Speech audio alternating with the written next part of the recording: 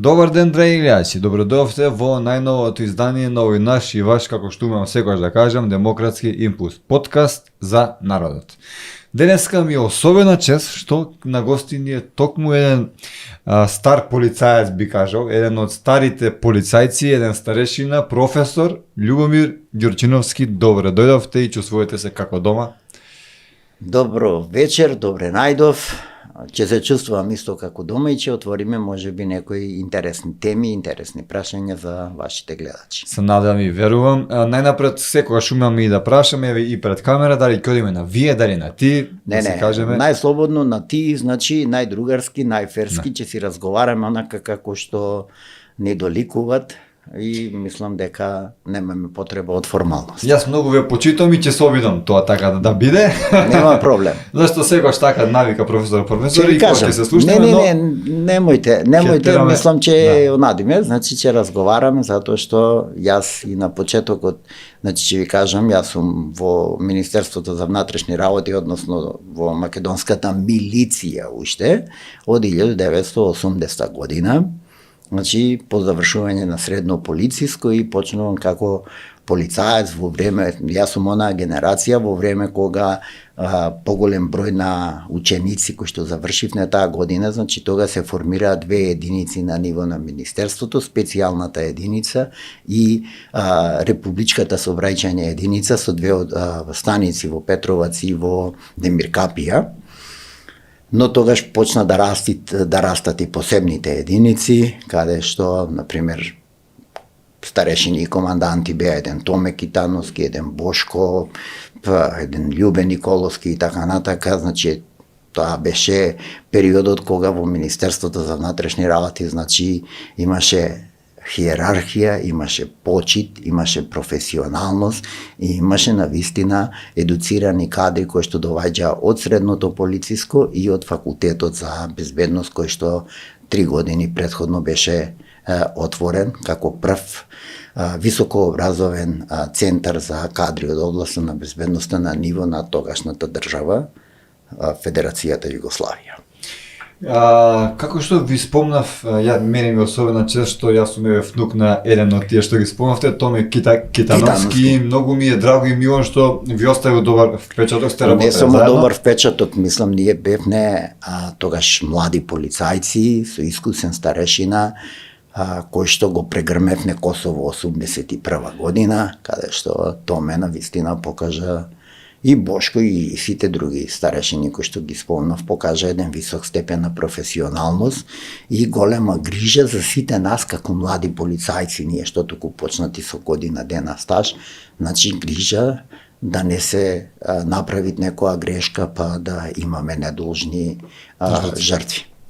Така. И тоа е посебна почит, значи према тие старешини од тој период и сите други старешини во Министерството кои што со генерации се градеа и постигнуваа одредени резултати и јас често пати знам да кажам дека не сум јас најдобриот експерт и човек кој што највише ги знаат работите, значи има и други, но зошто не сакаат да настапат по медиуми, веќе тоа е друго прашање, тоа е нивно лично право, кое што они сакаат или не сакаат да изнесат и да кажат некои состојби, односно да се впуштат во една демократска расправа како да ги надминиме сите овие слабости и се ова што ни се случуваат во рамки на Министерството за внатрешни работи, каде што веќе имавме еден црн период, јас тоа така го викам, по удирањето на полицајката од пајакот, нели, и непреземањето на санкции да бидат санкционирани сторителите на кривичните дела против овластените службени лица кои што вршат работи од областа на безбедноста, па и натака да обезбедат неказнивост на сите оние банди кои што се пукаа по улиците, но тоа е друга тема која што ќе ја разговараме, ќе го говориме секако. Тогаш кога одиме на ти, можам, но сепак морам господине да ви се. Нема проблем. Ѓурчевски. Тоа е малку специфично презиме во.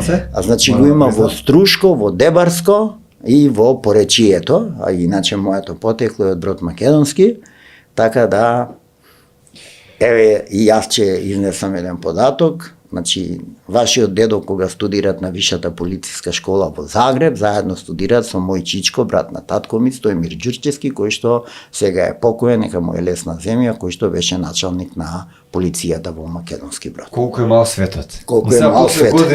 Години јас со вас така разговараме на ти, така. На непријатна разговор, така. Тоа е тоа. Господине Ѓурчевски, би сакал најнапред да ве запрашам, дали полицијата во тоа време, во ваше време и во времето на деда ми и во многу други старешини, беше на ниво на задачата или оваа денеска, по што се разликува, дали се подобри, например, дали стана помодерна оваа денеска или напротив, тие полицајци се на многу повисоко ниво од овие денеска? Видете вака, значи јас често пати, значи како човек кој што научно се занимавал со кривичното право, кривичната постапка, односно казненото процесно, криминологијата и организираниот криминал, нели, значи како главни испити на докторските студии, доваѓаме до една ситуација, анализите да ни покажат дека тогаш сме имале еден подсврст правен систем, во кој што подсврст правен систем сме имале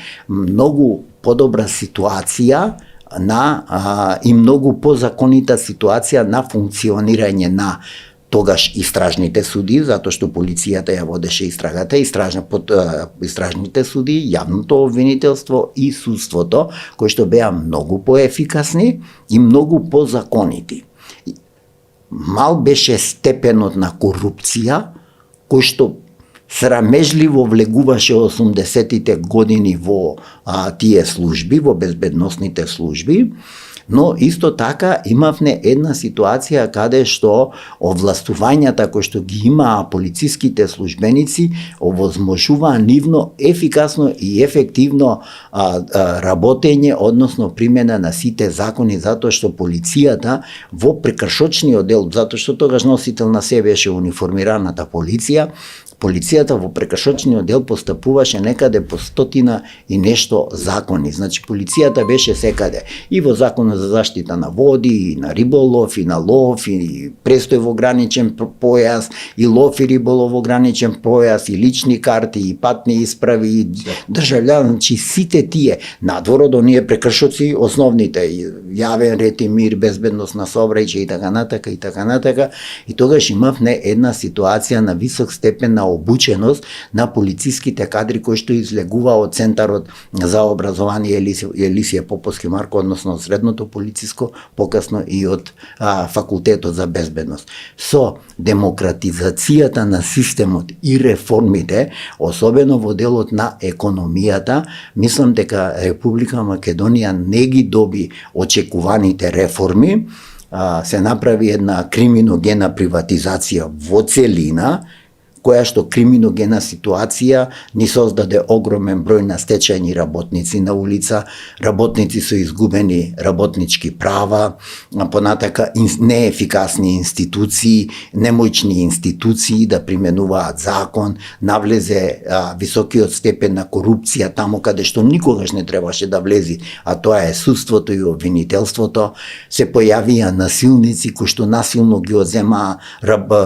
акциите на работници со уцени, со закани и така натака. Денеска се бизнисмени. Да, денеска се тие главната елита во државава и така натака. Значи каде што на полицијата едноставно и беа врзани рацете да преземат било што, затоа што се променя можеби законите, како што не само што се овластувањата? Не само законите и овластувањата, него знаете, кога се накрши онај дел на патриотско чувство за заштита на државата и незината моќ визави моќта на криминалните групи кои што полека ни влегуваа, особено во делот, значи прво, основна анализа. Ако во Република Македонија, односно во главниот град Скопје, 80-тите години можевме да зборуваме за 10 до 15 уживатели на опојни дроги, значи кои што секој ги познаваше и ги знаеше, веќе во 90-тите години зборуваме за илјадници уживатели на опојни дроги,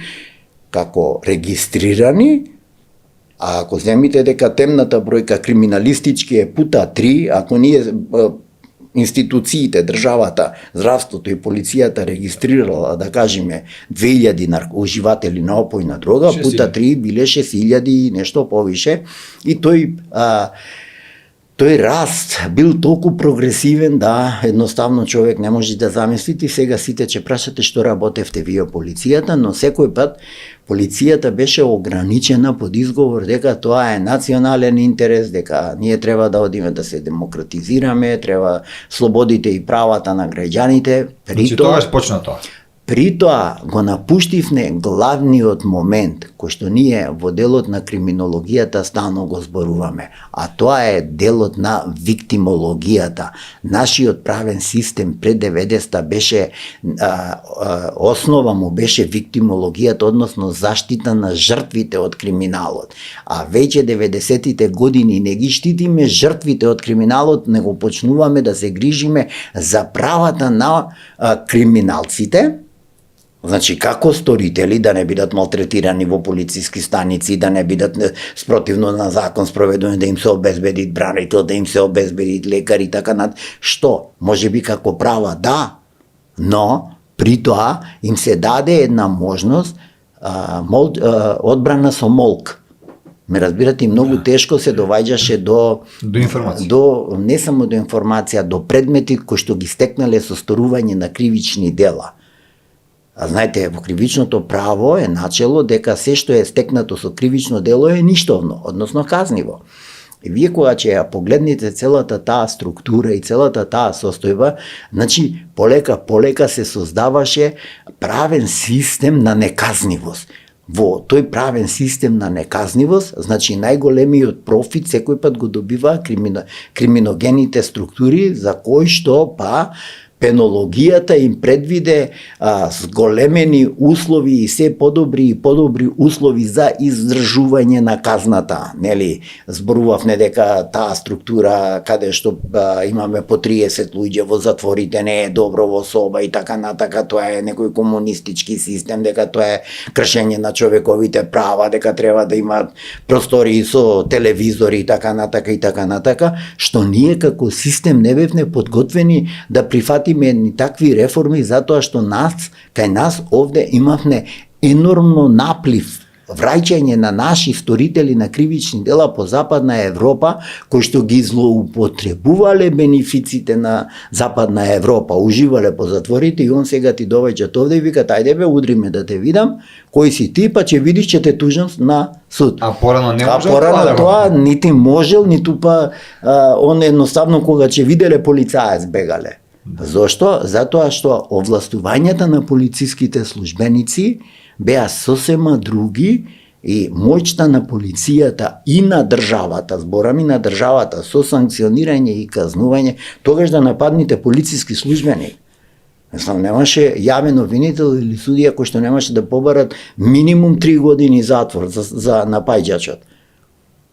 Разбирате? Значи тоа беше денеска да се судри и да иде уште да напушти работа. Да, не, денеска имаме на ваква ситуација. Денеска одредени старешини во безбедносниот сектор ги учат криминалците да ги тужат полициските службеници доколку му припретил, доколку употребил некој збор, не дај Боже да употребил средства за присила. Не дај Боже, и ако требело согласно закон полицајецот да примени средства за присилба, затоа што во тие 7 црни години јас кога ги викам Оливер создаде еден сектор монструм, јас го нарекувам, на кој што му даде надлежност да води истраги.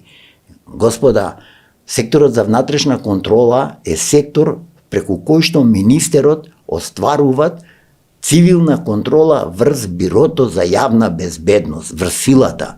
Со полицијата раководи директорот на Бирото за јавна безбедност.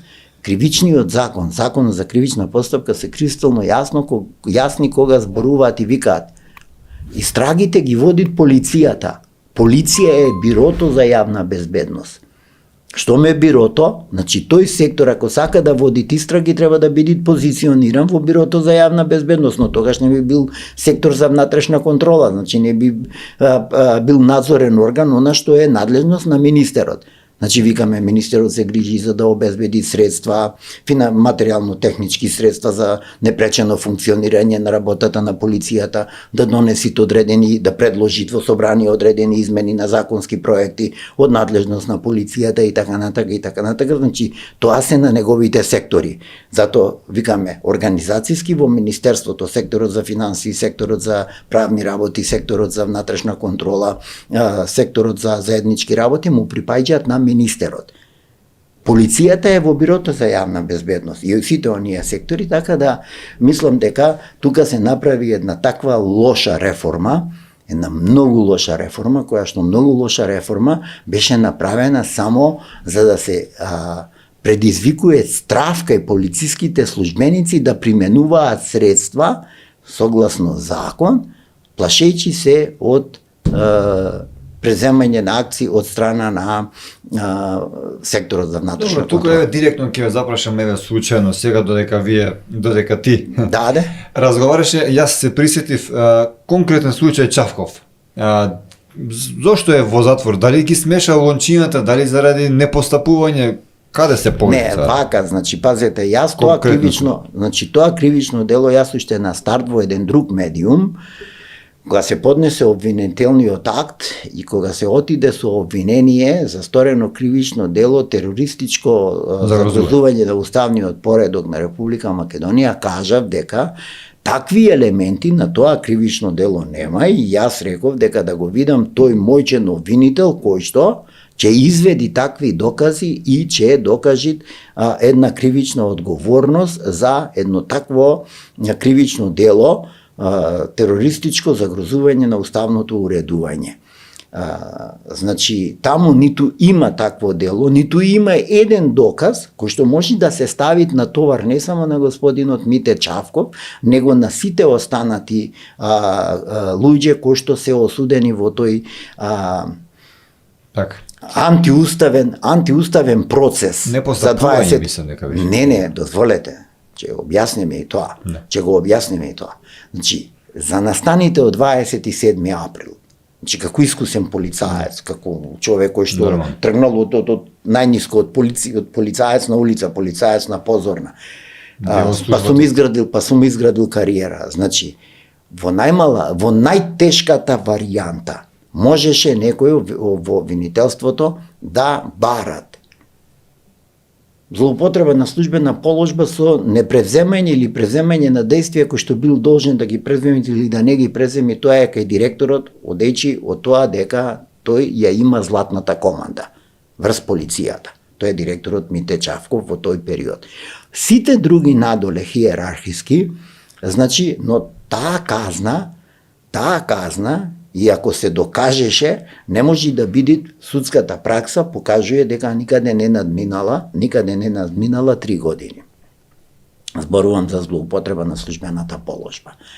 Сите други можеа да одговараат за неизвршување на наредба или извршување на наредба што представуваат кривично дело. Многу полесни форми, не полесни форми, него форми со кои што евентуално можеше да се барат одговорност од полициските старешини заради неблаговремено, ако веќе обвинителот утврдил дека има неблаговремено преземање на действија на полицијата која што била должна да ги преземе. Дали има според вас? Нема. Значи, викаме дека имаме една ситуација каде што јавното обвинителство кај господинот Душко Лазаров и кај господинот Митко Пешев, како високи старешини, кои што командуваат со специјалните единици, односно Душко Лазаров е во централниот штаб за следење на настаните по хиерархија за по онај план пошто полицијата го има изготвено и затоа викаме дека таму може да зборуваме евентуално пак викам, значи треба да се изведат докази за извршување на наредба што представуваат кривично дело доколку на вистина Митко Чавков ја закаснил интервенцијата, не предзел благовремени действија, затоа што во истиот тој период кога се влегуваат во собрание, во аеродром, кај хотел Русија, во салата, во аеродром, се играт кошаркарски надпревар, каде што имаме поголем број на полициски единици кои што може да бидат искористени и извлечени, затоа што прекинувањето на еден спортски настан заради заштита на најбитната државна институција собранието не значи ништо, така да можеа да ги преземат тие действија, но пак ќе се вратам и ќе кажам, доколку немаше отварање на вратата, масата ниту ќе влезеше внатре во собранието, ниту ќе можеше да ги пробие вратите, значи ќе се одржеше јавниот собир надвор пред собранието, така како што е. Најголемата трагедија, и ако некој треба да одговарат за терористичко загрозување на уставниот поредок, треба да одговараат тие парламентарци кои што спротивно на закон и на устав избраа председател, за кој што и ден денеска не постои записник во собранието, прва работа, значи они спротивно на уставот спроведоа и спроведоа действија со кои што понатака спротивно на уставот донесоа закон, односно закон за амнестија, каде што можеа да ги уценуваат одредени пратеници, што е најтешка форма на терористичко загрозување на избрани и именувани државни функционери. Дали ја сваќате поентата? Они ги ставија прво во притвор, па со закани, со уцени и така натака ги присилија да гласаат за нешто што е надвор од уставот и надвор од уставната процедура, кога имате референдум, на кој што референдум граѓаните ви викаат немате легитимитет, значи немате мнозинство, немате легитимитет, да ја продолжите постапката. И они спротивно на тој референдум, ама бил консултативен, не бил задолжителен. Тоа се каже откако заврши. Откако, значи не е ни битно, како сакат нека биде. Референдумот е референдум. На референдумот се добиват овластување од народот, а вие сте представници на народот, собранието се пратениците се представници на народот. Нели, во тој момент тие ќе добијат легитимитет од народот да го и продолжат действијата. Они не го добијат тој и насила. И затоа јас кажувам дека во било кој момент Република Македонија согласно меѓународното право, затоа како викаме во правото, секој договор е ништовен. Значи има процедури, има постапки како тој договор треба да се раскинет и да се поништи со цел да се врати состојбата во време кога нешто е остварено со сторени кривични дела. И пак ќе се вратам на началото во кривичното право. Се што е остварено со сторено кривично дело е ништовно, односно казниво. Ете, тоа е она за тој фамозен 27. април. Јас постојано тоа го коментирам и кажувам. И најлесната форма, значи која што ја кажувам, може би таму Игор Јук или некој ови од меѓу кои што и Јане Ченто и Михајловски и сите кои што се осудени И Ќосето и сите кои што се осудени, покојниот Игор Јук, мислам дека го спомнав, нека му е лесна земја, значи сите тие можеа да бидат осудувани прекршочно за учество во толпа што го нарушила јавниот ред и мир. Нема според вас таму организирање? Ама пазете, ниту има организирање, ниту има некаква форма на противуставно делување. Луѓе, Што вела дека имало вметнати луѓе од полицијата со качунки со пиштоли? Ало, Тоа се измислици на баграта и бандата која што одработи сценарио за пари. Јас затоа често пати ја повикувам Агенцијата за национална безбедност да си ги преиспитат грчкиот капитал кој што влезе, со кој што капитал и со кој што пари сега некој во Дубај гради висококатници, нека си се позанимаваат малку со вкупните тие и она што го направија за интерес на Бугарија со протоколите, со договорот за добрососедство, но најтрагично е во делот на протоколите. Тоа е отом потом прашање кое што исто така ќе го разговараме и ќе го разглаваме. Значи тоа е типичното противуставно делување и спроведување на постапки спротивно уставот за подпишување на билатерални договори со други држави каде што се стори кривично дело од членот 308, односно главата 28, тоа се кривични дела против уставното уредување, во делот во член 308 каде што викаме кривично дело загрозување на независноста. И таму многу убаво си стои. Тој што ќе ја доведе Република Македонија во починета состојба спрема друга странска држава или корпорација и така натака, ќе се казни со затвор од најмалку 5 години, таму нема имунитет. Да не се лажиме и се додека ние како држава не го направиме тоа, јавното обвинителство, нормално Агенцијата за национална безбедност, која што е најповикана за расветлување на тој вид на кривични дела од главата 28, со едни постапки согласно закон, зборувам согласно закон, све постапки согласно закон, значи преку државниот јавен обвинител, преку Врховниот суд и така натака, така како што пропишал законот, да се спроведат сите тие постапки и целата таа структура и сите тие кои што гласаа спротивно на уставот, кои што гласа за тие договори, треба да се соочат со тоа кривично дело и да си легнат во затвор, да си го платат долгот према уништувањето на Република Македонија, затоа што тоа ја загрози го загрози суверенитетот на Македонија, исто како што некој го загрози и ја доведе Македонија во починета состојба со издавање на 215 пасоши на мафијата, кои што 215 пасоши сега кога одите на било која граница, штом ќе го видат македонскиот пасош одма имаат посебна процедура на проверка. Значи посебна процедура и секој граѓанин од нас во прв момент, кај сакате, дури во најблиските држави како што ни се Хрватска, Словенија, кога влегувате, одма со скептицизам гледаат дали е тој пасош оригинален или е пасош на некој од криминогените структури. А некој сега излегува тамо, окей, пратеник е, има право нека си зборуват, нека си кажуваат, нека си изнесуваат сите факти, но мислам дека треба да се соочи со тој вид на кривично дело.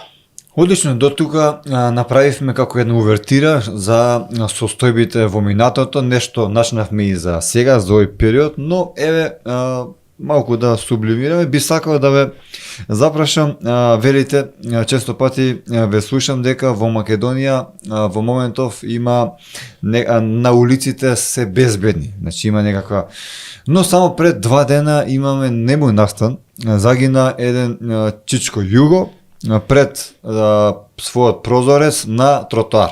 Од лица, двајца што бегале со мотор, на полицијата го газа, ти уште не се најдени после 2-3 дена, еве, што мислите, дали сме стварно безбедни или... Вака, значи, во последнава година со доваѓање на новата власт, значи се равчистија многу тешки кривични дела, од оние престрелки на организираните криминални групи, особено клановите Дујчанџик, Арачиново, Грчец и така натака. Значи, се равчистија многу убиства кои што беа толерирани во претходните 7 години, кои што доведоа до една ситуација на целосна небезбедност, затоа што имавме пукање во трговски центри, Радеш Текли, знаете, во Даймонд, во Изгейт, два пати беше пукано, еднаш доле во подрумите, после на скалите и така натака. Значи, беше направен се извинувам, не Даймонд грешка, не беше ни направен тогаш Даймонд. Се извинувам на собствениците. Изгейт Мол. Да, Изгейт Мол, значи се извинувам на собствениците, да не ме разберат погрешно.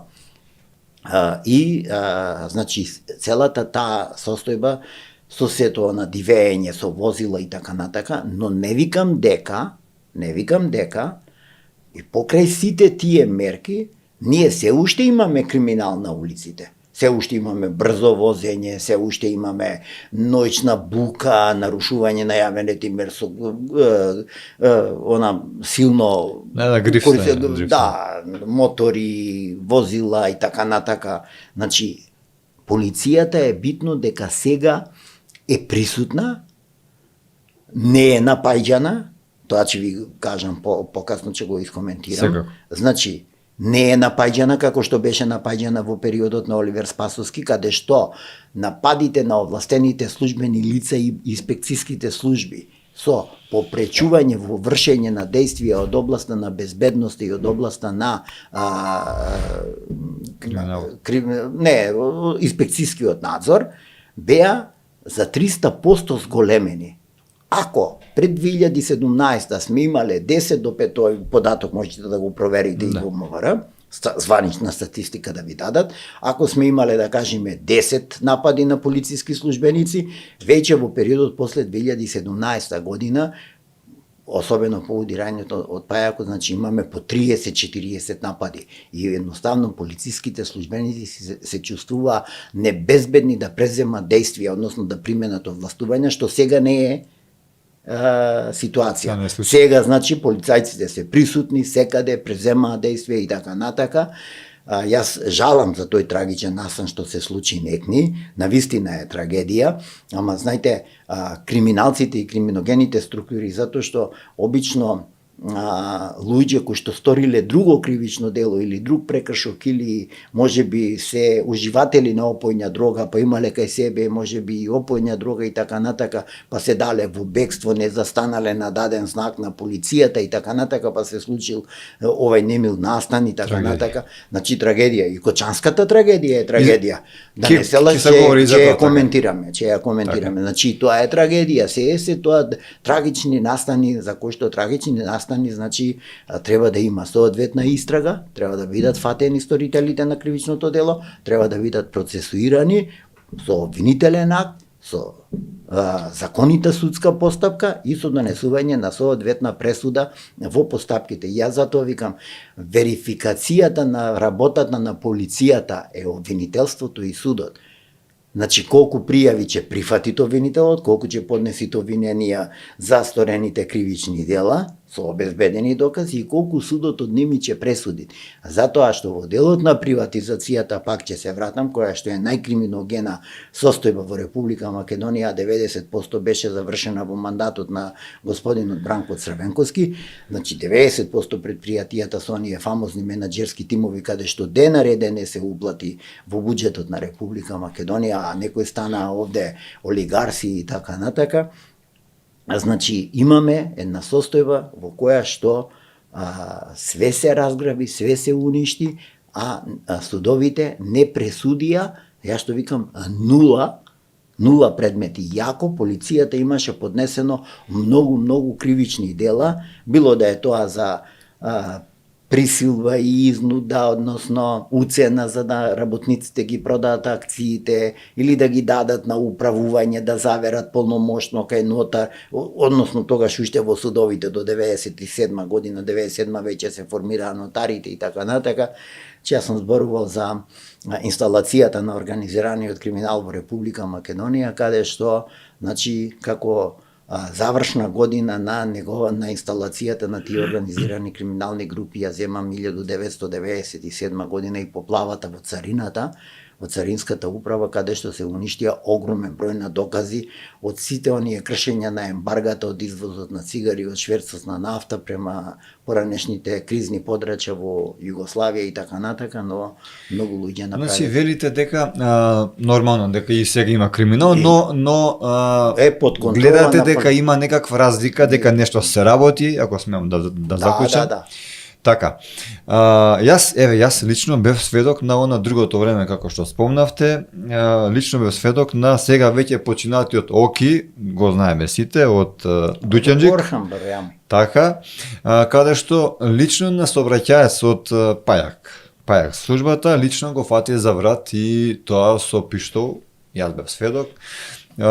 Имаше пиштол, не се ни праша дали има дозволи или нешто слично, со полицајецот бев, го пушти, ниту колата му се дигна ништо. Значи, според вас, во ова време сега, Тоа не би се било возможно да се случи некога ситуација слична. знаете, за еден друг медиум реко вака, се додека опозицијските лидери, било да се тоа од ДУИ, било да се тоа од СДС, било да се тоа од Алијанса за албанците или било кој, стануваат са бајле и викаат оставка на Тошковски, јас до тога се радувам. Знаете зашто се радувам? Значи, до тогаш они не успеале да го внесат во тие матни води за да го замолкнат, односно да го попречат и него и директорот на бирото да преземаат законити действија во откривање и расветлување на криминалот. Вие видите кој се криминал се расветли. Луѓе, 93 милиони евра е повратот на ДДВ во управата за јавни приходи, каде што кажувам дека обвинителството мора да си ја прошири срагата и према господјата Сања Лукаревска, која што беше директорка. Не може да се изврши поврат на ДДВ на некоја фирма без да со побарување над 1000 евра поврат на ДДВ, без при тоа да се изврши контрола, без разлика дали е таа месечен, тромесечен, шестмесечен или годишен даночен обврзник, ако го пријавувате и го плаќа данокот. Тоа е првата работа. Значи 93. 160 милиони евра е криминалот кој што беше направен со оној фамозен мазут, нели осомничени сите оние лица кои што беа и во притвор, каде што си течит една постапка. Понатака, директорот на ЕСМ, Васко Ковачевски, понатака, Артан Груби, нели во бегство за лотарија и така натаму. И за нив двајца и за тројца. И за не е битно, ќе ги однадиме, него ви кажувам кој се криминал, значи кога ќе го соберите цифрите од тој криминал, значи тоа не е само работа на Министерството за внатрешни работи, таму е финансиската полиција, таму е управата за јавни приходи, таму се колеги во последнава година кои што навистина се вложиле да го равчистат криминалот од претходното катастрофално владење во Република Македонија. Но видете, дали на пример во времето на СДСМ, кога пребега Никола Груевски, нашиот познат екс-премиер, дали му беше допуштено да побегне, тоест да си замине, и дали има некаква разлика од бегството на Артан Груби, дали на него можеби му беше допуштено да си замине или... Видете, паралелите помеѓу бегствата на сите ними, дали им било допуштено или постои некаква друга позадина во целата таа работа, разликата е во едно. Разликата е во тоа што некој создаденото противуставно специјално јавно обвинителство, значи Уставот на Република Македонија, признават само јавно обвинителство. Во врска со тоа се носи закон за јавно обвинителство во кое што се разработуваат понатака се разработуваат организационата поставеност во рамки на јавното обвинителство. Па имаме значи вишо тоа е во судовите. Вишо јавно обвинителство, па имаме основни јавни обвинители и така натака, па значи викаме во тој дел, па имаме обвинителство, ама во рамки на државното јавно обвинителство и систематизирано во законот за јавно обвинителство, викаме јавно обвинителство за гонење на кривични дела од областа на организираниот криминал како специјализирана институција внатре во рамки на јавното обвинителство, ама сепак на врвот стои државниот јавен обвинител. Овде се создаде еден противуставен орган, специјално јавно обвинителство, каде што никаде во Уставот го нема. Тој орган се претвори во рекет институција. Во рекет институција. Нивните предмети сите паднаа. На крај се донесоа и измени на кривичниот закон кои што отидоа во насока за најголемиот дел од тие кривични дела да застарат, сторени од таа влада на осомничени лица од владата на периодот на владење на Никола Груевски. По однос на кривичното дело, за кое што често пати сум зборувал и сум рекол дека исто така нема кривично дело, тоа е набавката на Мерцедесот, за кое што господјата Гордана Јанкуловска, една почитувана министерка со која што сум соработувал и сум имал прекрасна соработка, значи без дело беше осудена. Тоа ќе се уверите кога ќе завршите постапката во Страсбур, па кога ќе треба да и платиме огромна оштета на госпоѓата Гордана Јанкуловска, затоа што тамо Мерцедесот е во функција на државата, Мерцедесот се користи од страна на државата со сите екстри кои што биле вградени внатре, не знам, телевизори, не знам, играчки за дете, значи што и да е, се е на лице место и се е, и јас често пати зборувам дека на Република Македонија и требат минимум 5 до 10 такви блиндирани Мерцедеси, возила, не мора да се Мерцедеси, возила, затоа што овде доваѓаат странски државници од типот на Макрон, од типот на Шулц, од типот на било кој од него. Замислете сега да ни дојдит крало Чарлс. А ќе ни дојдит со потпишувањето на овој договор за партнерство со Велика Британија. А знаете кој е обезбедување тоа треба да биде? Или не дај Боже да, односно, тој ќе си има своје и наше. И наше и свое. Ама и за целокупната негова делегација. Замислете да ни дојдит во посета каде што ќе треба да бидеме горди како држава председателот на Соединетите Американски држави, господинот Трамп. Ете кои видови се тоа на обезбедување и кои безбедносни процедури ги Спремни ли барат? сме ние да пречекаме такви луѓе? Според вас? Мислам дека не сме спремни, технички не се спремни, ни кадровски, полициски, и секако можеме тоа да го изведиме, значи со обезбедување, со физичко обезбедување зборам. Но не сме технички, не сме опремени со моторни возила, со блиндор джипови, со хеликоптерски единици и така натака, значи со се. Но затоа, кога беше овде Бил Клинтон за време на кризата на Косово, значи си дојде FBI и они си беа носители на планот за обезбедување. Значи, не дај Боже, луѓе, јас често пати викам, било кој од тие големи државници, на големите сили, да се случи нешто во Македонија кога би бил на посета, а нас нема да не има. Толку ќе биде. Значи, толку ќе биде крајот, мислам, пазете, јас сум премногу сериозен и сакам да бидам отворен и искрен со граѓаните. И вие сте секогаш. И затоа викам дека госпоѓата Гордана Јанкуловска беше осудена за нешто што не представуваат кривично дело и сите тие кои што учествуваа во донесување на таа пресуда треба да се соочат со кривично дело злоупотреба на службена положба и сите да одговараат. Сите да одговарат, а не да се повикуваат на имунитет на суди и така натака. Не, господа, они уништуваат животи. Значи, со погрешното донесување на тие пресуди се уништуваат животи, да не се лажиме. Па после ни бил крив Страсбур, зашто ни паѓале пресудите. Па ќе ни паѓаат затоа што се политички мотивирани тие пресуди. Затоа што се исто пак ќе се вратиме на 27-ми. Истото и тоа. Затоа што таму ние не изведовме докази, обвинителството не го докажа кривичното дело терористичко загрозување.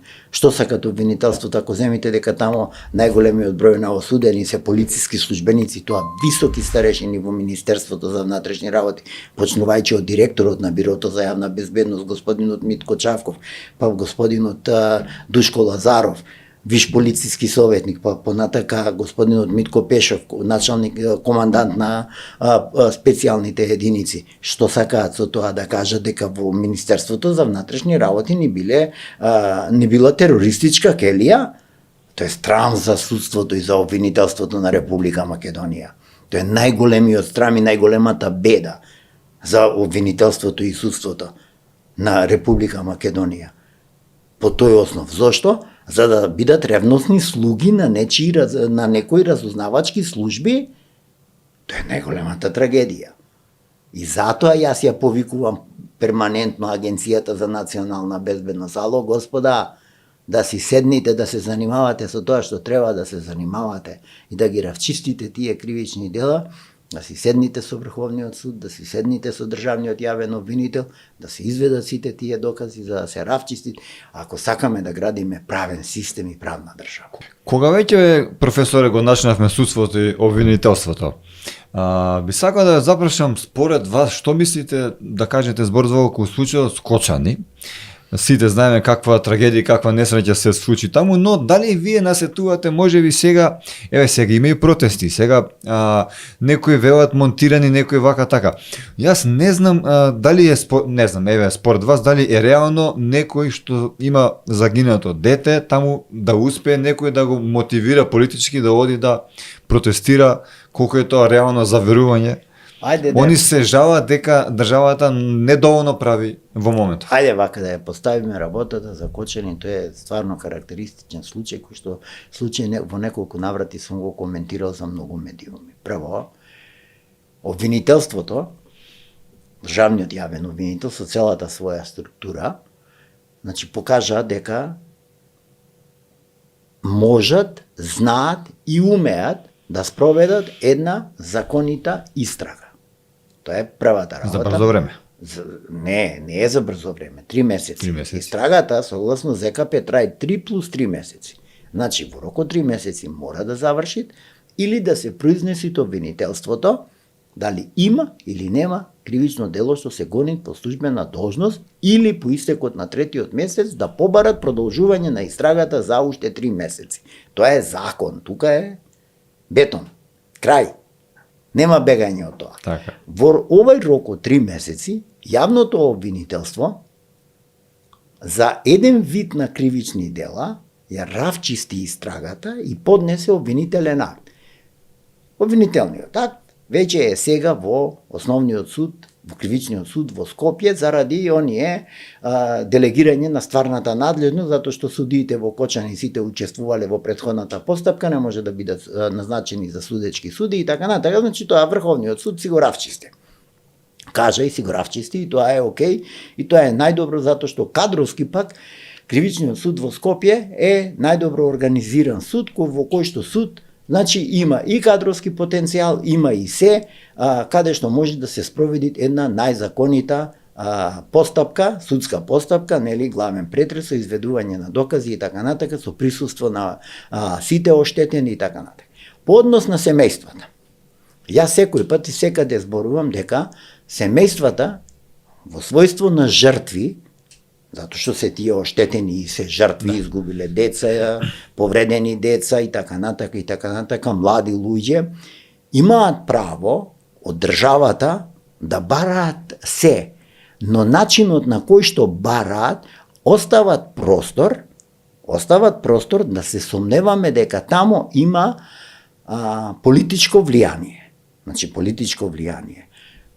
Семејствата треба да бараат, државата е таа која што треба да им овозможи се да тие млади луѓе кои што ја преживеа оваа трагедија добијат една нормална лекарска рехабилитација, да добијат нормални услови за иднонивно вработување, иднонивни живот, иднонивно вклопување во општеството, во системот, во државата. Верувајте за тоа, они треба од владата да бараат, значи, такви ситуации и јас го поздравувам некнешниот повик наведе градоначалник на Кочани, кој што му се обрати на премиерот и му викат: господине премиер, дојдете во Кочани да разговараме како да им помогнеме на луѓево, на граѓани. После мои неколку настапи, а и други експерти, мислам дека веќе тие протести и таа работа стиша и опозицијата во тоа зборување дека имало селективност во истрагата, не знам ова, не знам тоа. Господа, ниту имало селективност, ниту може да има селективност, затоа што втората ден по настанот, по трагедијата во Кочани, министерот за внатрешни работи го разреши целото раководство во СВР Штип. Тоа сакам да запрашам. Го разреши, но никој не дозволи. Не. Судот не. Не, дозволете. Со самото разрешување на целото раководство на јавниот обвинител за гонење на кривични дела од област на организиран криминал, господинот Абази, сторени од полициски службеници, му беа отворени вратите за преземање на предистражни действија и истражни действија према сите тие полициски службеници. Тој се одлучи тие действија да ги преземи тек дури после 2 месеци. Но тоа е право на обвинителот. Затоа семејствата не може да бараат, или политичките елити да бараат одговорност од министерот за внатрешни работи. Министерот не води истрага. Да. Истрагата ја водат обвинители кои што они ги избрале. Значи во нивни периоди они треба да си бараат одговорност од тие обвинители.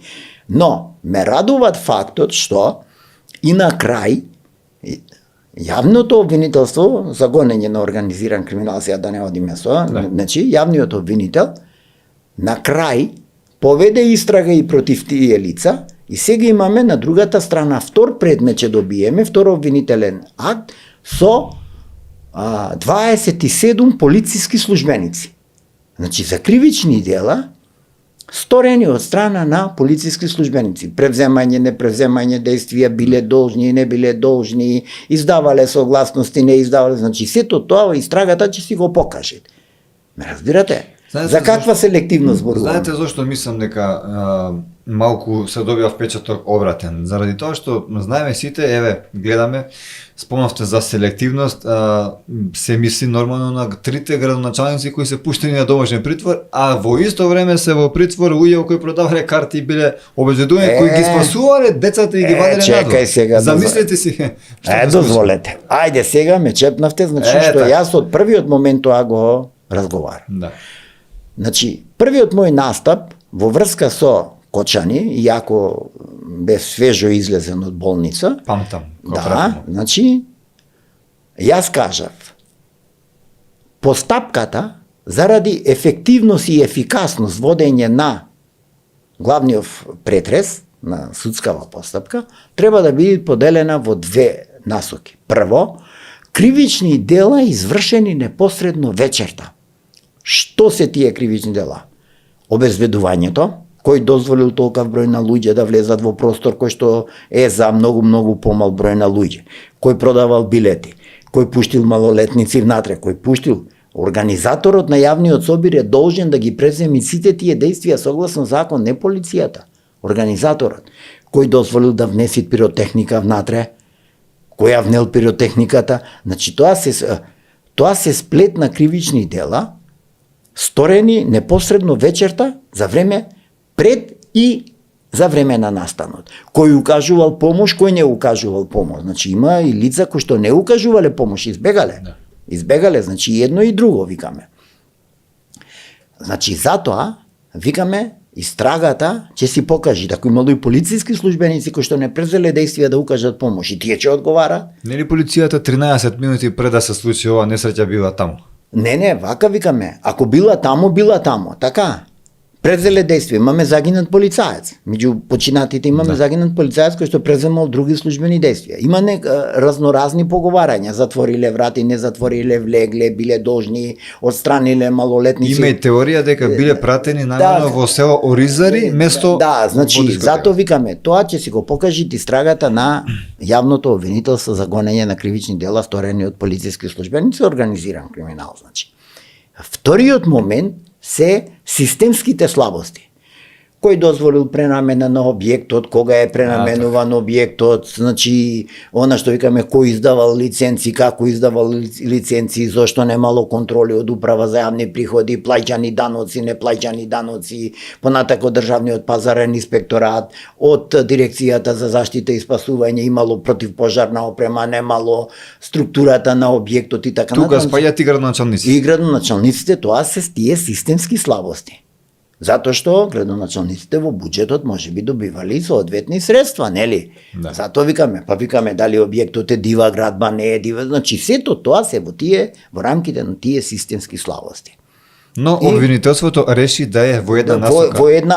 Во еден сублимат, што може да ја оптоваруваат постапката на главен претрес, затоа што еден адвокат нека не дојде че има одложување, ама добро, мислам дека во таа насока треба да се внимава, да се биде многу внимателен и затоа јас ги повикувам новинарите многу ефикасно да ја следат целата постапка, да бидат присутни, правично да информираат, се во насока семејствата во својство на оштетени да добијат правична постапка, законита и да бидат санкционирани сите оние кои што допринеле да ни се случи таа максимална трагедија.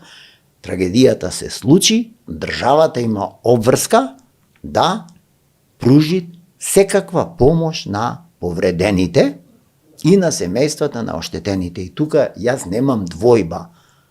Не да е Мицкоски, Свети Мицкоски, нека јас секогаш ќе го повикам, ќе му кажам: ало, господине премиер, како држава со целокупниот капацитет на овие луѓе треба да им се помогне. Значи да им се овозможи рехабилитација, вработување, затоа што таму имаме изгореници, затоа што таму можеби ќе имаме неподвижни прсти, раце, нечум да нагаѓам што све како повреди може да биде таму, значи каде што треба. И добро е што веднаш се даде пониква одморалиштето за рехабилитација, веќе има позитивни резултати и така натаму. Значи сето тоа е една многу јака состојба. Професоре, сегашната власт, тогашна опозиција, наголемо критикуваше околу модуларната болница, Беса Транс, околу многу други ситуации кои се случија на оваа држава, не така пријатни беа. И велеа, ние кога ќе дојдеме на вас, еве веќе една година се скоро на вас, ништо од ова не видовме. Вака сега, значи пазите. Многу траги и многу предмети во врска со овие случаи кои што ги набројавте, се уништени, се злоупотребени, постапките се извртоперени, погрешно се насочени увидите и така натака, не се преземени одредени действија. И сега е ситуација кога со изведување на нови докази треба да се повторат постапките за сите овие случаи. И таму имаме еден куп системски слабости. Кој издавал дозволи, какви дозволи, кој вршил превоз на патници надвор од Република Македонија со фалсификувани лиценци. Значи сето тоа треба да биде докажано во една постапка. Кој издавал, кој ги регистрирал возилата, било да се тоа автобуси, било да се тоа камиони, било да се тоа леки коли и така натака. Значи таму имаме една ситуација каде што јас често пати сакам да кажам дека лиценцниот систем, системот на издавање на транспортни дозволи, системот на јавни набавки нас во основа ни е коруптивен и таму треба сериозно да се размисли за многу измени на законите, затоа што самите закони генерираат корупција. Сватете, самите закони, постапката и дискреционото право кое што го имаат раководителите во тие институции им овозможува да бидат корумпирани, да се насочат коруптивните елементи. Јас можам да ви набрам милион такви случаи каде што луѓето пекаат и овкаат за една најобична дозвола, чекаат 2 години, 3 години да се пуштит, например, еден градежен објект во употреба. Што е нонсенс.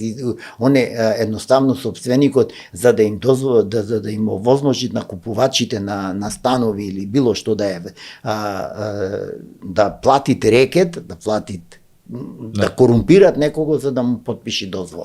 На крајот од денот, дали верувате сепак во овие случаи, во правда на овие случаи? Ево, јас, например, сум директно тагнан со загубата на собствената мајка на онкологија и ставале вода во хемотерапијата, ја загубив мајка ми на 52 години токму заради ова. И директорот кој е наведен како најкрив, моментално ни влакно од главата нему. Пазете, затоа викам, сомнението во неефикасност, во корупцијата, во системот, јавното обвинителство, судството на врвот, значи судската власт, како независна власт, доведуе во ситуација да ние не веруваме во тие. Вие гледате, они немаат никаква доверба од граѓаните.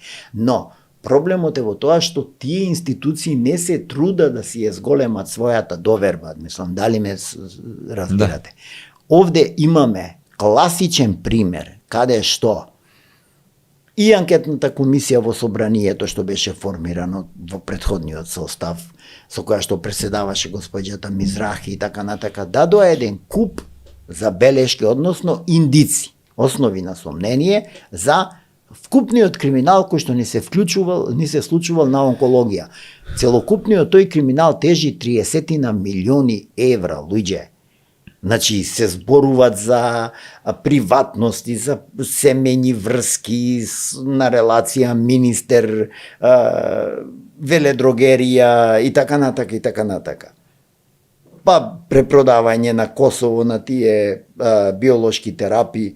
Значи целата таа работа, обвинителството како несериозно да ја извршуваат и затоа беше поведена постапката еден од случаите заради која што беше поведена постапката за разрешување на државниот обвинител беше точно случајот онкологија. Значи еден.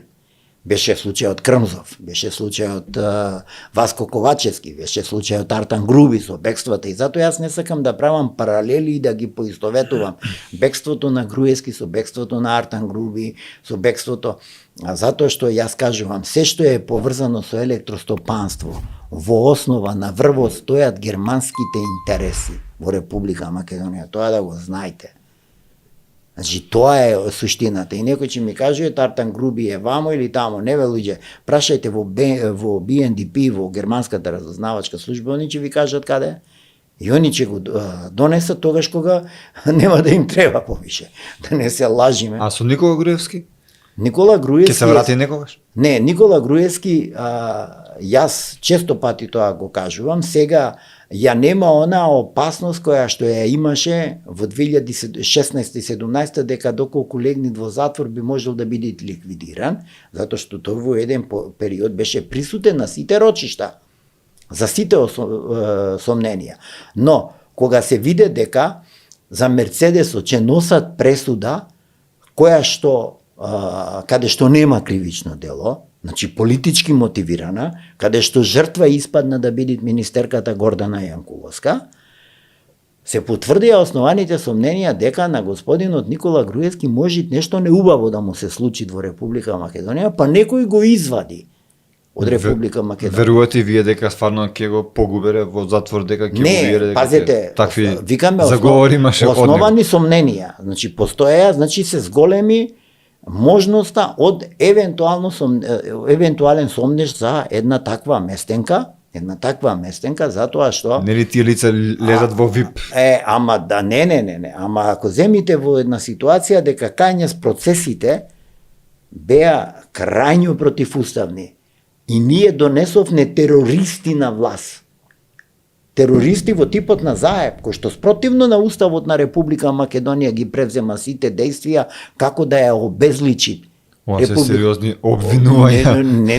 Не само сериозни обвинувања, затоа јас стално повикувам. Постојат. Се надевам дека нема да се навреди некој. Не за навреда, бурунда ме тужат, јас че тоа го докажувам и го кажувам. Но проблемот е во тоа што некој овде не сака да поведи постапка за докажување на тие кривични дела. Проблемот лежи во обвинителството и во судството. Ако некој имаше намера да го докаже дека изборот на тогашниот претседател на собрание е со сторено кривично дело без доволно број на гласови, тој избор требаше да биде поништен. Значи, зборуваме за закон, не зборуваме за некој. Но на власт тогаш беше донесен господинот Заев. И затоа викам, неговите действија се противуставни. А штом се противуставни, представуваат кривични дела, кои што не можам јас да ги истражувам и да ги докажувам. Тоа не е сериозно обвинување. Јас само го повикувам јавното обвинителство да се спроведи истрага, затоа што тие кривични дела не застаруваат. Кога и како ќе ја спроведи таа истрага, јавното обвинителство, тоа е нивна надлежност, не е моја надлежност. Јас како човек, како експерт во областа на кривичното право, само го повикувам јавното обвинителство. Така, но дали професоре во Македонија има сериозна, значи, дали има пракса на јавно ајде да равчистиме за Груевски, ајде да равчистиме. Да, сега. И јас секој пат му препорачував на господинот Груевски, откако легна прашината околу тоа фамозна промена на името, односно откако се заокружи тој процес на уставно рушење на уставниот поредок на Република Македонија од тогашната владеачка структура, затоа викам тогашната предводена од господинот Зоран Заев, пак ќе кажам. Значи тој беше лидер, тој беше премиер на државата, тој беше начело на сите тие. Значи кога заврши, кога се олабавија сите работи, јас му советував да дојдит овде и да равчистит. Истото тоа што го направи Драган Далаверски. Застареа кривичните дела, си се врати во Република Македонија, легна 2 дена, 3 дена во притвор, се констатира, судот си ги констатира работите и сега господинот Драган Далаверски си е слободен граѓанин на Република Македонија. Јас истото истото тоа, на сите бегалци, им го советувам. На крајот на криштата, ете го Аце Циганот, Боцевски, така значи го ли е вика. во Грција, во екстрадиционен притвор, за него е најдобро, на 65-6 години тамо колку ги има, не е ни битно, битно е над 60 години, значи да си дојди во Република Македонија, да си се соочи со законот, со судството, со правдата, да си ја одлежи казната, да си биде слободен граѓанин. Значи на сите тоа им го препорачувам. А на господинот Груевски посебно му препорачувам да си дојди, да си се соочи со правдата. Зошто? Сега, кога не постои никаква опасност за негова елиминација. Така. Значи не постои сега тоа основано тоа е сомнение. вашиот став, да. Да, тоа основано сомнение што тогаш било, сега веќе го нема. Но тој треба да биде свесен дека ќе треба да дојде во Република Македонија и да легне во притвор. Тоа е постапка, нема бегање, тоа е закон. Може има клаустрофобија. Професоре, да ве запрашам, би сакал, дали во МВР имате некакви сознанија или може би знаете дека има одреден криминал? Например, има многу гласени дека имало дрога која ја снемало од полициска станици и била вратена назад на улиците. Препродадена.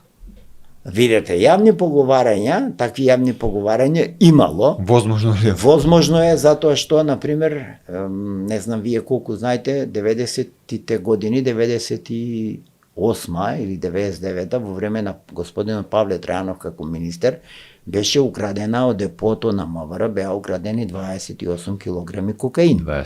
28 килограми кокаин. Страшна бројка. Значи, со целокупниот јавни поговарања, пак ќе кажам јавни поговарања, да некој да не разбери дека јас тврдам, значи со сите оние јавни поговарања за високиот степен на коруптивност во полицијата и во Министерството за внатрешни, не би ме изненадило да една таква состојба биде докажана.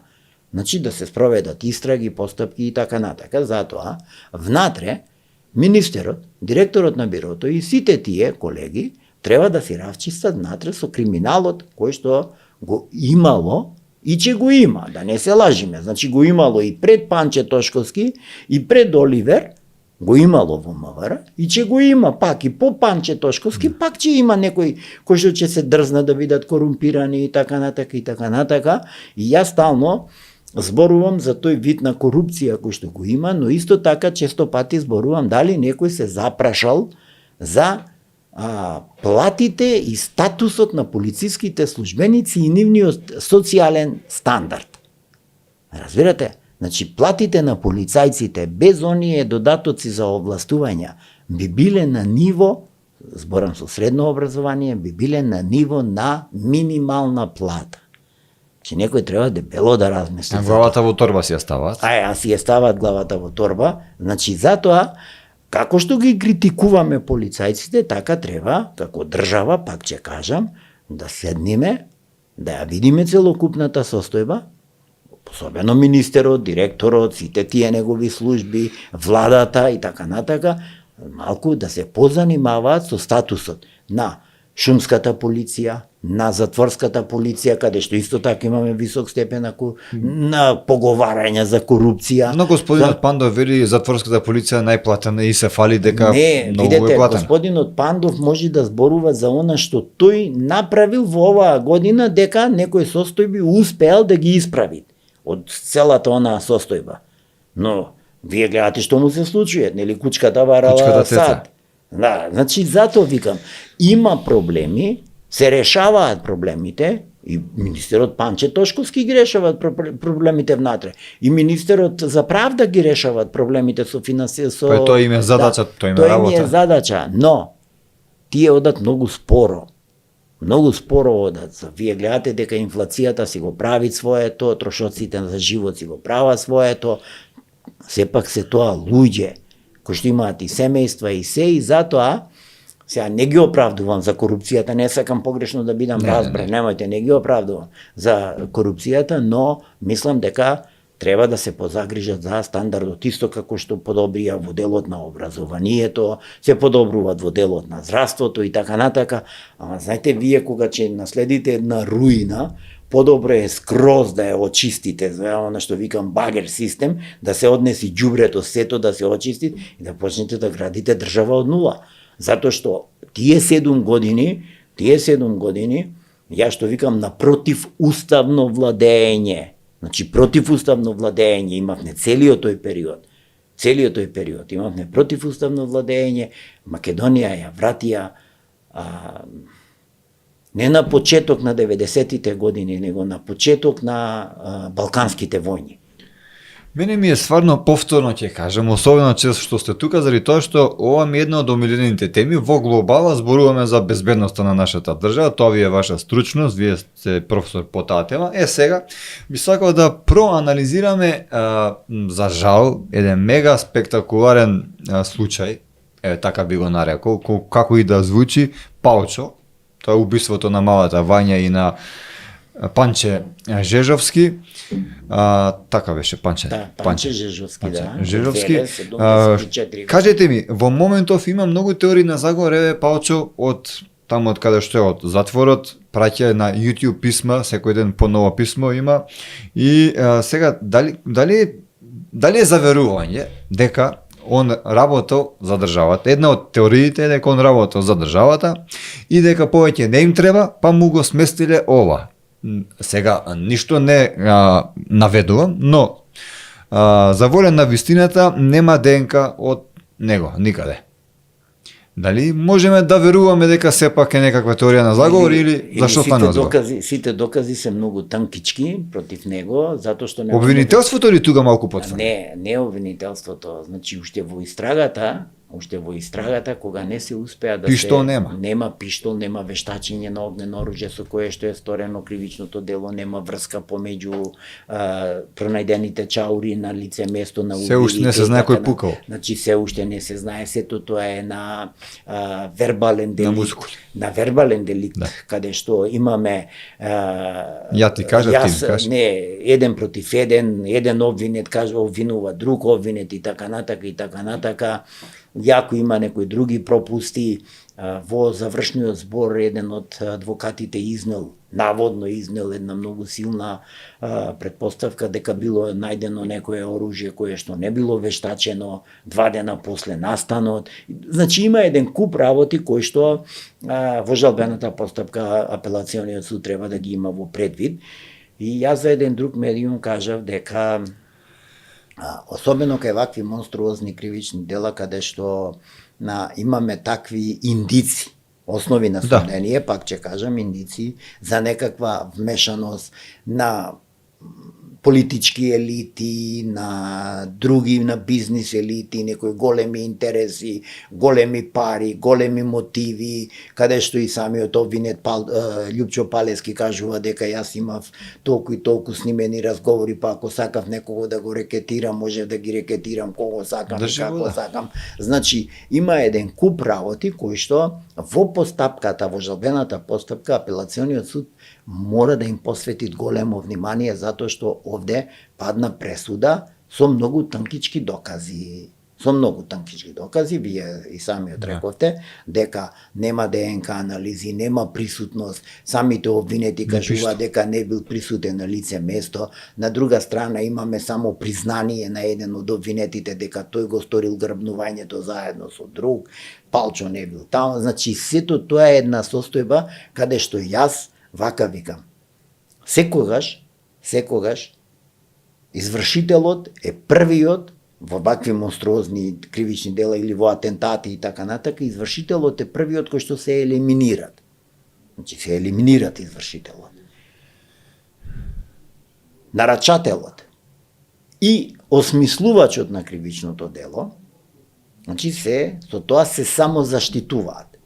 Понатака, доколку осмислувачот на кривичното дело, како што стојат некои основани сомненија за некои кипарски пари, за огромни пари од времето на Вања Лазаров, кога бил директор на Скопската царина. Тоа сака да ви кажам, се уште мотив нема. Не само што нема мотив, него сега јас фрлам топка. Ја фрлам топката во, значи каде треба да се истражуваат, затоа што девојчето Вања е еден од законските наследници со тестамент на огромниот имот на дедот. Вања Лазаров и така натаму. Значи, таму има еден куп работи кои што мислам дека ниту обвинителството во истрагата, ниту па судот на главните претреси успеа да им посвети доволно внимание и да ги изведит како докази, односно да ги побарат, иако целата постапка траеше скоро 18-19 месеци. Да, доста долго и пак џабе. Долго, и мислам дека се донесе една пресуда која што ќе биде обжалена дури и до Страсбур, барем од тоа што го прочитав од изјавата на адвокатот на господинот Палески. Доколку се докаже дека во Страсбур дека е, замислете, невин, што правиме тогаш? Па затоа реков и за како што спомна за министерката Гордана Јанкуловска, значи некој ќе треба дебело да сносите одговорност за злоупотреба на службена положба, на ними не само морална сатисфакција, него треба и материјална сатисфакција. Така. Треба да им се платит големи оштети кои што ќе паднат на товар на буџетот. И затоа јас често пати сум дискутирал. Судскиот буџет што поскоро да се одвои од државниот буџет, да биде независен, ама судија на кој што ќе му падни предметот, ќе добијат намалување на плата, затоа што го оштетиле собствениот буџет, од кој што тие земаат плата. Ме разбирате? Може би свесно. Да се вратиме пак во делот на Палчо, во изведувањето на доказите и доказниот материјал и пресудата. Видете, пазите, јас таа пресуда однапред, значи не само јас, многу медиуми ја најавија уште на пресконференцијата дека е донесена 2 дена после на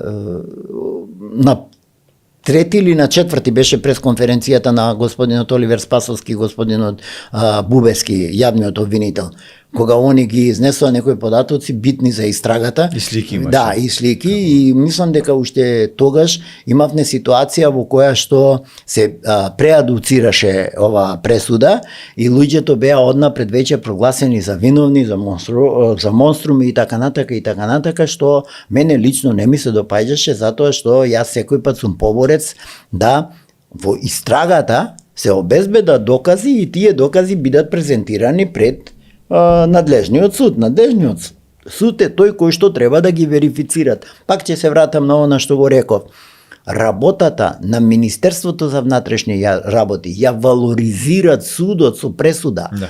Ако судот донеси конечна пресуда, со која што ќе паднат осудителни пресуди и ќе бидат прифатени сите оние докази кои што Министерството ги предложи, не мора да е само Министерството, финансиската полиција, царинската управа, не знам, значи институциите му ги предложиле на јавниот обвинител ги предложил во постапката, значи со самото тоа, кога се валоризира, значи тогаш викаме Министерството е успешно. Ние сега зборуваме дека во оваа година Министерството направи многу, но резултатите од тоа многу треба топрва да ги видиме, што ќе пресуди судот. Но професоре, како е возможно, например, кажете ми, вие, еден од обвинетите, така, кажува дека точно знае кај кого е пиштолот и торбата и све, и обвинителството воопшто да не се потруди ни најмал притисок заради тоа што човекот каже дека јас нема да го кажам заради тоа што имам фамилија. Па сите имаат фамилија.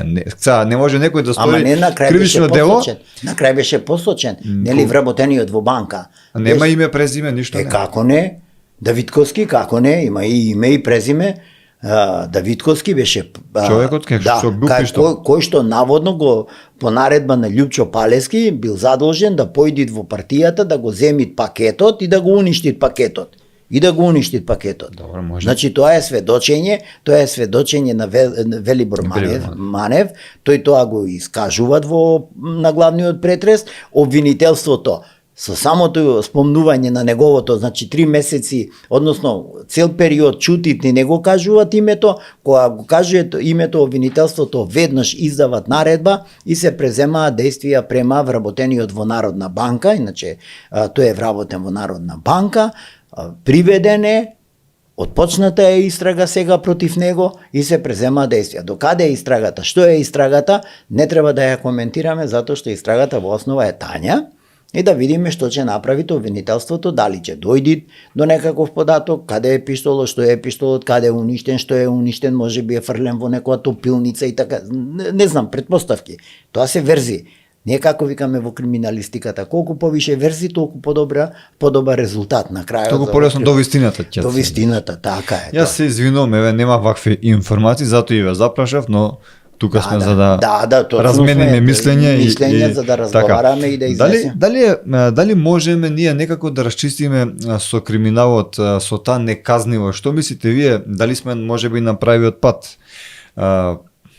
Јас во неколку наврати за многу медиуми, не само јас, а и други се сложиле со мене во оние разговори, јас сум кажал дека рак рана на судството е Академијата за судии и обвинители, која што продуцират непотизам, од каде што немаме значи извор на добар кадар, и затоа често пати знам да кажам дека адвокатската комора би била прекрасен извор на прекрасен кадар кој што треба да бидете ангажиран во јавните обвинителства, во судовите, за да се направи еден целосен ремонт во судството, затоа што покрај високиот степен на коруптивност, за кој што сите институции, меѓународни и сите зборуваат, мислам дека во судството и во јавното обвинителство се уште ни владее висок степен на непотизам, кој што непотизам, вие гледате дека имаме ситуации деца на функционери од политичките елити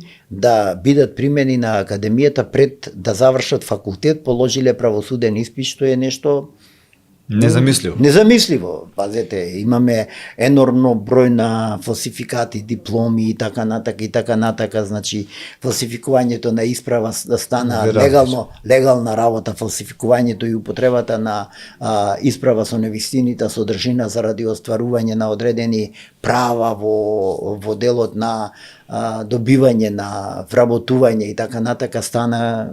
Но професоре, зарем еден премиер на една држава, ние сме држава, Република Македонија, зарем стварно е немоќен пред еден судски совет, па со молитви, со молби да се распуштат они абер нема, то не мува не ги вази, не може ли да го промени законот? Има двотретинско мнозинство. Вака сега. Тоа е суштинското прашање. Значи, сега законот за судски совет е веќе изготвен и е во владина процедура.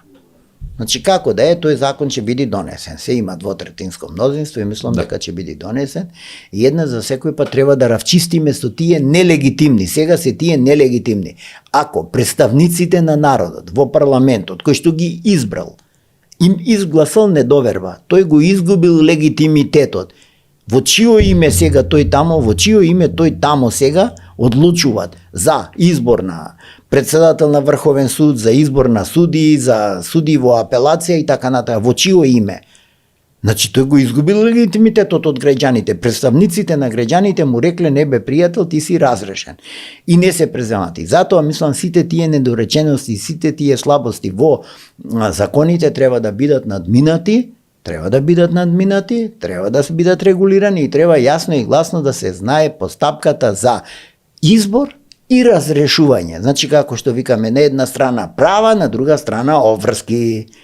И на една страна избор, на друга страна разрешување. Како ќе ти престани? Да, ќе ти избериме, ама треба да предвидиме и како ќе ти престани мандатот на во судски совет, тело кое што во понатамошна фаза нели ги избират сите суди и така натака, и тоа важи и за советот на јавни обвинители и се целата таа постапка. Имаме сосема за крај две прашања од нашите ценети гледачи, секогаш имаме и јас умеам да ги испочитувам и ќе се одважам да ги прочитам доколку немате ништо против. Повелете. Дали потпишувањето на стратешкиот договор со Обединетото кралство има поврзано со згрижувањето на мигранти во Република Македонија и како тоа ќе се одрази врз безбедноста на нашата држава? Вака, значи прво ниту има по однос со згрижување на мигранти во нашата држава, што не е исклучено реадмисија на наши државјани од Република Македонија кои што се по затворите во Велика Британија, знаејќи за огромното присуство на албанските организирани криминални групи, меѓу кои што има и државјани на Република Македонија, да не се лажиме. Значи, доколку бидат вратени, ние сме како држава, домицилна држава сме им, ние сакале или нечеле мора да ги примиме тука во Република Македонија. Тоа е едната работа. И втората работа, мислам дека дали е можно според вас? Што? Да имаме мигранти? Не. Ниту тоа е намерата. Единствено некој кој што се плаши сите оние кои што одработуваат сценарио на Германија и Франција со Фронтекс. Иначе Фронтекс е рак рана на мигрантската криза и пропуштањето на мигранти према Западна Европа, било да е тоа од Турција па преку Грција и Република Македонија, тие наместо да ја заштитат границата на Република Македонија, односно да ги заштитат европските граници, тие станаат трговци со мигранти. Јас тоа јасно и гласно сум го кажал за Фронтекс, бурам Фронтекс да ме тужит, а јас ќе им докажам еден куп докази дека секоја вечер наши полициски службеници од СВР Штип, од СВР Струмица се бркаат по автопатите и по патиштата низ Македонија се бркаат со тие шверцери на мигранти кои што ги носат со разноразни комби на возила и така натака, и сето тоа се работи под закрила на високиот степен на корумпираност точно на тие кои што дојдоа овде да ни шират и да ни кажуваат како се прави безбедност. Тие ниту имале безбедност во сопствените држави, ниту ќе имаат безбедност во сопствените држави, затоа што наркоманијата во нивните држави е толку многу раширена. Тоа е нешто ненормално, а да не правам муабет за илегалната регрутација на паравојски за рушење на други политички системи во други држави, но тоа е сосема друга тема. И мислам на таа тема со цела Европска унија нека се соберат, спремен сум еден куп аргументи да им изнесам за да сватат и за да научат дека со сето тоа они самите себе се загрозуваат и самите себе ќе се распаднат. На таа тема може и посебна емисија да направиме. Посебно кој како сакат, на таа тема може и заради тој висок степен на таа бирократизација, корумпирана бирократија во Европската унија, они сами ќе се распаднат од внатре. Како Рим, исто како Рим. Како Римското царство. Професоре Ѓурчевски, сосема за крај имаме последно прашање од нашите гледачи. Дали сметате дека државата Македонија ја прави Македонија безбедна земја за живење? Чувствувате ли потреба од системски корекции од аспект на безбедносна законска регулатива на сите нива? Значи, да равчистиме. Безбедноста е динамична работа, прва работа, втора работа. Безбедноста не се мускули, безбедноста е наука, да не се лажиме, и дека треба да се усогласуваат законите и законските прописи, да се вршат одредени измени, да, се согласувам, но мислам дека од ден на ден, барем во оваа година, дека имаме подобрување на вкупната безбедносна состојба во Република Македонија. Со самото членство во НАТО, ние сме дел, значи, од таа безбедносна групација. Но, на друга страна, со таа безбедносна групација сме па и легитимна цел на непријателите на НАТО. И оние кои што војуваат против НАТО, да не се лажиме, било да е тоа Иран, било да е тоа Русија, било да е тоа Кина или било кој други, Северна Кореја и така натака и така натака. Значи, доколку од оваа територија, која што НАТО би ја користел за извршување на одредени борбени действија, тогаш нормално дека си легитимна цел и ние сме свесни, потполно свесни сме дека со самото членство тамо имаме права и имаме и обврски. Нели? Имаме права и имаме обврска, не се само права, и затоа ние, не само ние, него сите членки пред 2 недели, нели на нема 2 недели, 7-8 дена на последниот самит на НАТО, се го зголемија буџетот и трошковите за одбрана на сите членки 5% од бруто домашниот производ. Тоа знаете што значи за Република Македонија? 800 милиони евра. Ете тоа значи. Но безбедноста е скапа работа и затоа реков, тоа е наука, тоа е скапа работа и во тој дел, значи самите Франција, Англија и Германија како водечки земји, Велика Британија, зборам во НАТО сојузот, не во Европска унија. Европска унија тргнете една страна, тоа е сосема нешто непотребно.